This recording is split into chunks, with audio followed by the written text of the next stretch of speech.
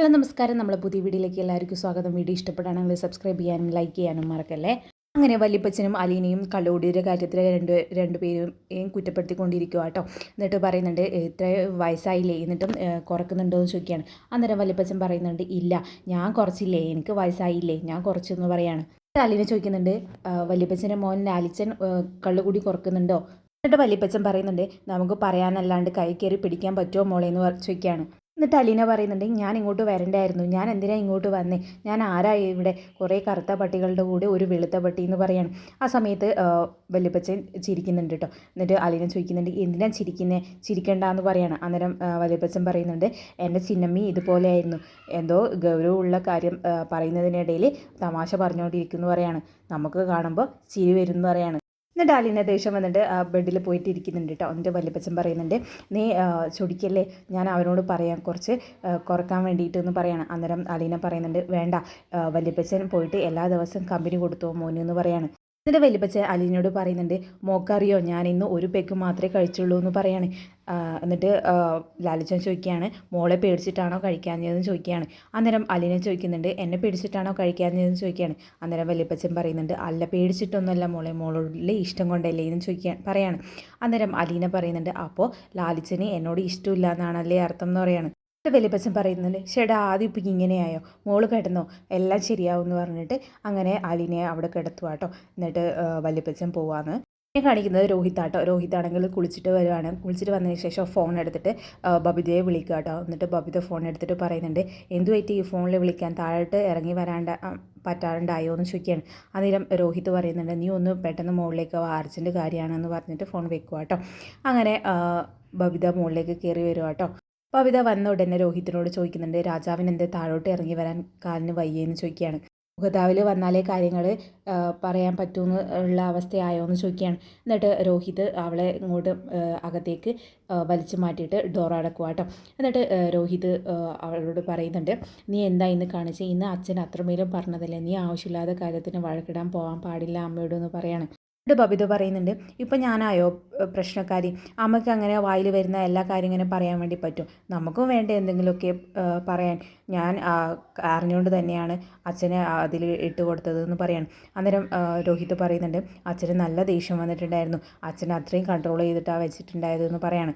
എന്നിട്ട് പിന്നെ രോഹിത് പറയുന്നുണ്ട് പിന്നെ നമ്മൾ അങ്ങനെ വഴക്കിട്ടാലും അമ്മയും തമ്മിൽ എന്താ വ്യത്യാസം, നമ്മൾ മനഃപൂർവ്വം വഴക്കുണ്ടാക്കാൻ ശ്രമിച്ചു എന്നല്ലേ തോന്നുന്നു പറയാണ്. അമ്മക്ക് നല്ലോണം സങ്കടമായി എന്ന് പറയാണ്. അന്നേരം ബബിത പറയുന്നുണ്ട് അമ്മ അങ്ങനെ തന്നെയല്ലേ, എല്ലാവരോടും ദേഷ്യം കാണിക്കും, എന്നിട്ട് അങ്ങോട്ട് തിരിച്ച് പറയുന്ന സമയത്ത് അങ്ങനെ സങ്കടപ്പെട്ടിരിക്കും, അങ്ങനെ തന്നെയല്ലേ എന്ന് പറയാണ്. അന്നേരം രോഹിത് പറയുന്നുണ്ട് നന്നായിട്ട് അമ്മയോട് ഒന്നും വഴക്കിടാൻ പോകണ്ട, നമ്മൾ നമ്മളെ കാര്യം മാത്രം നോക്കിയിരുന്നാൽ മതി എന്ന് പറയാണ്. എന്നിട്ട് ബബിത പറയുന്നുണ്ട് ഞാൻ പോയിട്ട് അച്ഛനോട് സോറി പറയട്ടെ എന്ന് പറയണം. അന്നേരം രോഹിത് പറയുന്നുണ്ട് അത് വേണ്ട, അച്ഛൻ ഉറങ്ങിയിട്ടുണ്ടാവും, നീ ഒരു സമാധാനത്തിന് വേണമെങ്കിൽ അരിണി ചേച്ചിയെ വിളിച്ചു എന്ന് പറയാണ്. എന്നിട്ട് ബബിത പറയുന്നുണ്ട് എന്നാൽ ശരിയെന്ന് പറഞ്ഞിട്ട് താഴേക്ക് ഇറങ്ങി പോവുക കേട്ടോ.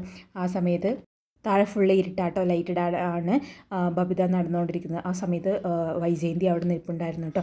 വൈജയന്തിയുടെ അടുത്ത് ബബിത എത്തുന്ന സമയത്ത് ലൈറ്റ് ഇട്ടു. ബബിത അതുകൊണ്ട് നന്നായി പേടിച്ചു കേട്ടോ. എന്നിട്ട് പറയുന്നുണ്ട് അമ്മ എന്തിനാ ഇങ്ങനെ കള്ളന്മാരെ പേടിക്കാൻ നിൽക്കുന്ന പോലെ ഇവിടെ നിൽക്കുന്നതെന്ന് പറയാണ്, പേടിച്ചു പോയല്ലോ എന്ന് പറയാണ്. അന്നേരം വൈജയന്തി പറയുന്നത് മനസ്സിൽ കള്ളത്തിലുള്ളവർക്ക് ഇങ്ങനെ പേടിയാവത്തുള്ളൂ എന്ന് പറയാണ്. അന്നേരം ബബിത പറയുന്നുണ്ട് ഓ സമ്മതിച്ചു എന്ന് പറയാണ്. എന്നിട്ട് വൈജയന്തി ചോദിക്കുന്നുണ്ട് ഈ രാത്രിയിൽ നീ എന്തിനാ അവൻ്റെ റൂമിൽ പോയി എന്ന് ചോദിക്കുകയാണ്. അന്നേരം ബബിത പറയുന്നുണ്ട് എന്തിനാണെന്നോ കുറച്ച് ഉണക്കമത്തി പൊരിച്ച് വെച്ചിട്ടുണ്ടായിരുന്നു, അത് കൊടുക്കാൻ വേണ്ടി പോയതാന്ന് പറയാണ്. എന്നിട്ട് ബബിത അകത്തേക്ക് കയറി പോകാൻ കളിക്കുക കേട്ടോ. ആ സമയത്ത് വൈജയന്തി പറയുന്നുണ്ട് എടി അധിക പ്രസംഗി, എന്നോട് അധിക പ്രസംഗം ഒന്നും പറയാൻ നിൽക്കണ്ടെന്ന് പറയാണ്.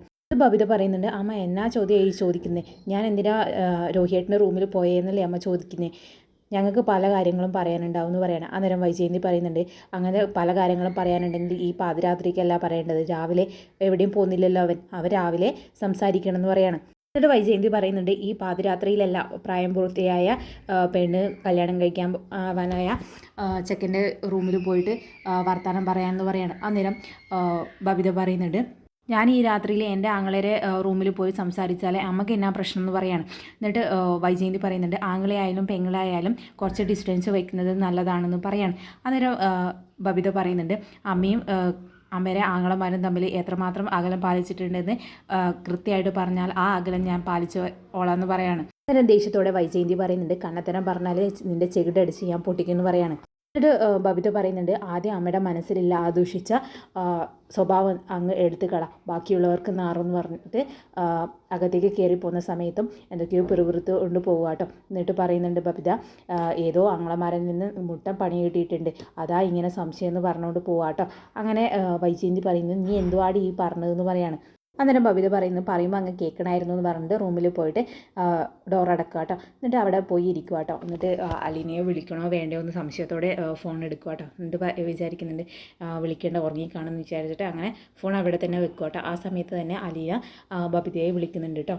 അങ്ങനെ ഫോൺ എടുത്ത ബബിത പറയുന്നുണ്ട് ഞാൻ അലിനി ചേച്ചി അങ്ങോട്ട് വിളിക്കാൻ ഒരുങ്ങിയായിരുന്നു, പിന്നെ അലിനി ചേച്ചി ഉറങ്ങിയെങ്കിലോ എന്ന് വിചാരിച്ചിട്ട് ഫോൺ ടേബിളിൽ വെച്ചതേ ഇല്ലു, അപ്പോഴിതാ അലിനി ചേച്ചി വിളിക്കുന്നത്, ഇത് എന്തൊരു മാജിക് എന്ന് പറയാണ്. അന്നേരം അലീന പറയുന്നുണ്ട് മാജിക് ഒന്നുമില്ല, ഇപ്പോഴാണ് ഞാൻ ഫ്രീ ആയത് എന്ന് പറയാണ്. എന്നിട്ട് ബബിത ചോദിക്കുന്നുണ്ട് എന്നായിരുന്നു ഇത്ര പണിയെന്ന് പറയായിരുന്നു. അന്നേരം അലീന പറയുന്നുണ്ട് അങ്ങനെ പണിയൊന്നുമില്ല, എല്ലാ കാര്യങ്ങളും എല്ലാവരോടും ചോദിച്ച് മനസ്സിലാക്കുമായിരുന്നു എന്ന് പറയാണ്. ബബിത ചോദിക്കുന്നുണ്ട് ചേച്ചി ജോലിയൊക്കെ പോയി തുടങ്ങിയോ എന്ന് ചോദിക്കുകയാണ്. അന്നേരം അലീന പറയുന്നുണ്ട് അവിടുത്തെ ജോലിയിൽ ഇഷ്ടപ്പെട്ടോ എന്ന് ചോദിക്കുമ്പോൾ അലീന പറയുന്നുണ്ട് ഇഷ്ടപ്പെട്ടു, ഇഷ്ടപ്പെടാത്ത രീതിയിലൊന്നും ഇവിടെ ഒന്നും ജോലിയൊന്നും ഇല്ല എന്ന് പറയാണ്.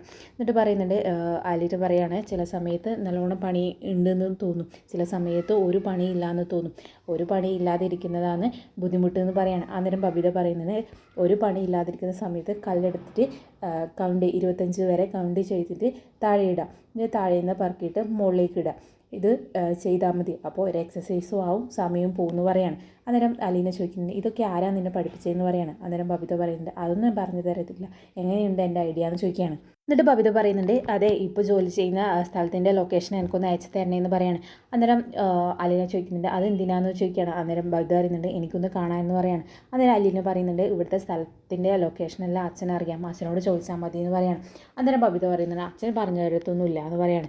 എന്നിട്ട് പിന്നെ പറയാണ് ഞാൻ ആരും പറഞ്ഞില്ലെങ്കിൽ നേരെ പോലീസ് സ്റ്റേഷനിലോട്ട് പോകുന്നിട്ട് അവിടുന്ന് അലീന ചേച്ചിയെ കാണാനില്ല മിസ്സിംഗ് കേസ് എന്ന് പറഞ്ഞിട്ട് ഫയൽ ചെയ്യും, പിന്നെ അവരെ പണി അവർ ചെയ്യുമല്ലോ എന്ന് പറയാണ്. അലീന ചോദിക്കുന്നുണ്ട് രോഹിതും കൃഷ്ണമോളും എവിടെ, അവർ ഉറങ്ങിയോ എന്ന് ചോദിക്കുകയാണ്. അന്നേരം ബബിത പറയുന്നുണ്ട് ഉറങ്ങി കാണുമെന്ന് പറയാണ്. അന്നേരം അലീന ചോദിക്കുന്നുണ്ട് ഇപ്പോൾ ഗുഡ് നൈറ്റ് പറച്ചിലൊന്നുമില്ലേ ഞാൻ പോയ ഉടനെ എന്ന് പറയാണ്. അന്നേരം ബബിത പറയുന്നുണ്ട് ഇങ്ങനെ പോയാൽ ഗുഡ് നൈറ്റ് പോലും നമ്മളെ ഒന്നിച്ചിരുത്താൻ പോലും അമ്മ സമ്മതിക്കില്ല എന്ന് പറയാണ്. എന്നിട്ട് അലീന ചോദിക്കുന്നുണ്ട് എന്താ അവിടെ പ്രശ്നം എന്ന് പറയാണ്. അന്നേരം ബബിത പറയുന്നുണ്ട് ഇവിടെ പ്രശ്നമേ ഉള്ളൂ എന്ന് പറയാണ്, നമ്മളെ 3 മക്കളും അച്ഛനെ കൂടെ നിൽക്കുന്നത് അമ്മയ്ക്ക് പൊളിക്കണം, അതിന് പറ്റുന്ന എന്ത് പണിയായാലും അമ്മ നമുക്കെതിരെ ചെയ്യുന്നുണ്ടെന്ന് പറയാണ്. എന്നിട്ട് അലീന പറയുന്നുണ്ട് മാഡത്തിൻ്റെ ടൈം ടേബിൾ അനുസരിച്ച് എല്ലാം ചിട്ടപ്പെടുത്തണം, നമുക്ക് കാര്യം നടന്നാൽ പോരെ എന്ന് പറയാണ്.